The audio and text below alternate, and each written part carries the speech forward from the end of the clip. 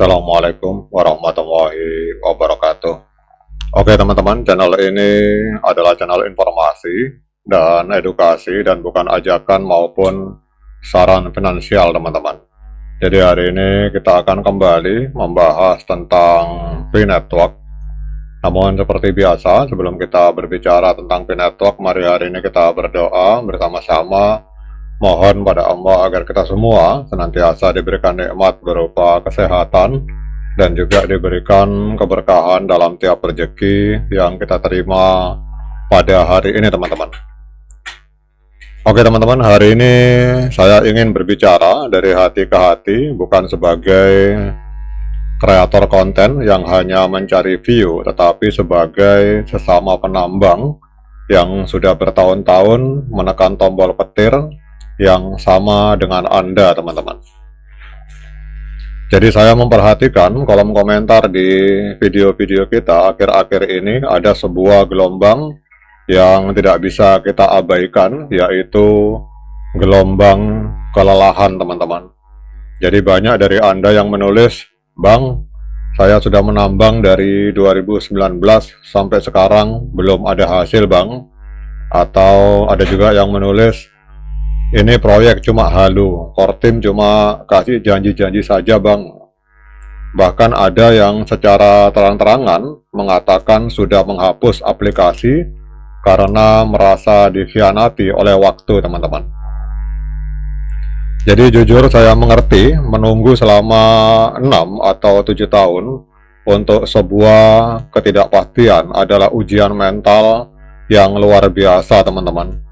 Namun sebelum Anda mengambil keputusan final untuk benar-benar pergi, mari kita duduk sejenak, mari kita bedah situasi ini dengan kepala dingin, bukan dengan emosi yang sedang meluap teman-teman.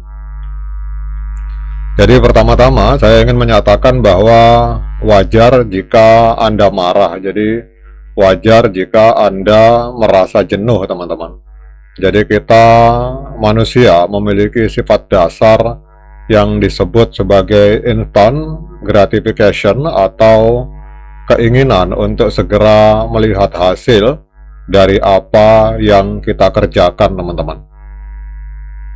Jadi ketika kita dijanjikan sebuah revolusi keuangan melalui Web3 dan P-Network, lalu tahun demi tahun berlalu tanpa adanya open mainnet yang bisa langsung dikonversi menjadi saldo di rekening bank, rasa frustasi itu adalah sebuah respon alami teman-teman. Kemudian masalah KYC yang tersendat, migrasi yang mengantri panjang, hingga berita-berita di luar sana yang simpang siur, membuat penantian ini terasa semakin berat. Jadi Anda merasa waktu Anda terbuang, Anda merasa harapan Anda dipermainkan, dan saya memvalidasi perasaan itu. Jadi Anda tidak salah jika merasa lelah teman-teman. Namun di tengah kelelahan itu seringkali kita terjebak dalam pengambilan keputusan yang emosional. Jadi dalam dunia investasi atau pengembangan proyek ada istilah yang disebut sebagai sunk cost fallacy atau sesat pikir biaya tertanam teman-teman. Tetapi dalam kasus P, mari kita balik logikanya teman-teman.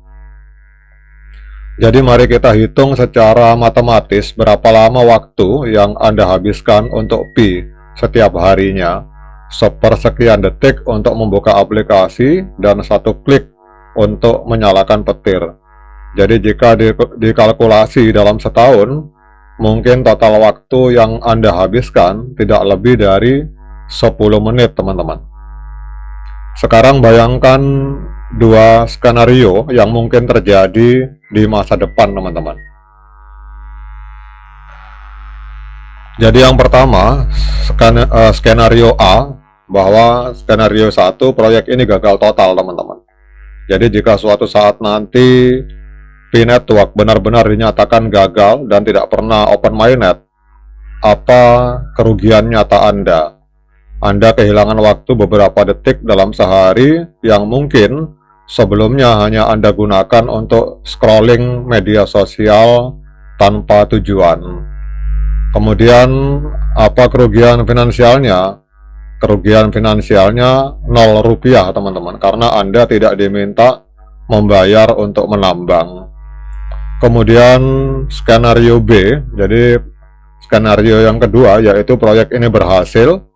Bayangkan jika 1 atau 2 tahun lagi ekosistem ini matang, interoperabilitas yang kita bahas kemarin berjalan lancar, dan Pi benar-benar memiliki nilai yang signifikan.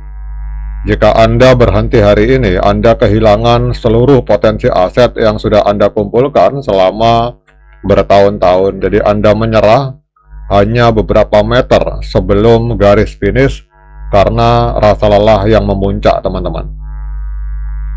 Jadi pertanyaannya sederhana, mana yang lebih menyakitkan, kehilangan beberapa detik waktu luang atau kehilangan peluang besar di masa depan karena kurangnya kesabaran di saat-saat terakhir, teman-teman. Jadi banyak yang membandingkan Pi dengan koin-koin lain yang cepat masuk ke bursa atau exchange.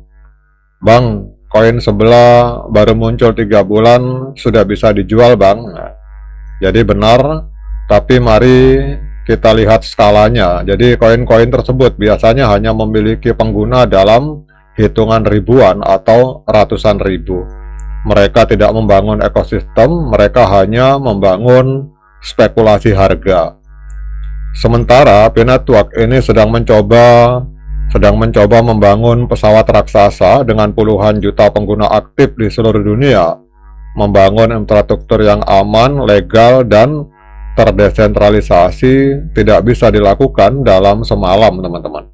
Jadi mengatur migrasi jutaan orang agar tidak terjadi kekacauan sistem adalah pekerjaan raksasa. Jadi ibarat membangun rumah kecil dengan membangun gedung pencakar langit. Tentu pondasi gedung pencakar langit butuh waktu bertahun-tahun sebelum akhirnya terlihat menjulang ke langit, teman-teman. Jadi saat ini kita sedang berada di tahap penguatan pondasi itu. Lalu bagaimana cara kita menghadapi masa-masa sulit ini, teman-teman? Jadi saya ingin menawarkan sebuah pola pikir baru yang saya sebut sebagai pionir tenang, teman-teman. Jadi yang pertama, jangan jadikan Pi sebagai satu-satunya harapan. Jadi kesalahan terbesar banyak orang adalah menggantungkan seluruh nasib finansialnya pada Pi.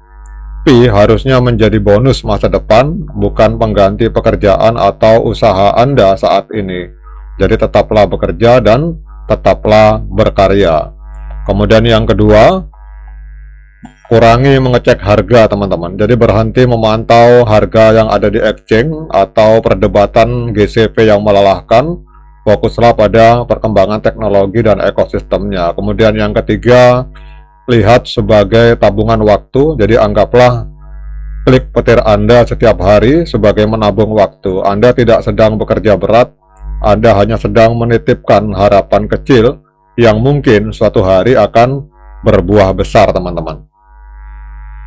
Jadi para sahabat pionir, di Tarakan Vision FX sejarah tidak pernah mencatat kemenangan bagi mereka yang menyerah di tengah jalan. Jadi memang penantian ini memang panjang dan jalan ini memang berliku, namun ingatlah mengapa Anda memulainya beberapa tahun lalu. Karena Anda melihat potensi, Anda melihat visi, dan Anda ingin menjadi bagian dari perubahan. Keputusan untuk bertahan atau berhenti sepenuhnya ada di tangan Anda. Saya tidak akan memaksa Anda untuk tetap di sini, namun saran saya sebagai seorang sahabat, jangan biarkan emosi sesaat menghapus perjuangan bertahun-tahun. Oke teman-teman, silakan diseruput kopinya supaya adem hatinya. Sekian dari saya. Assalamualaikum warahmatullahi wabarakatuh.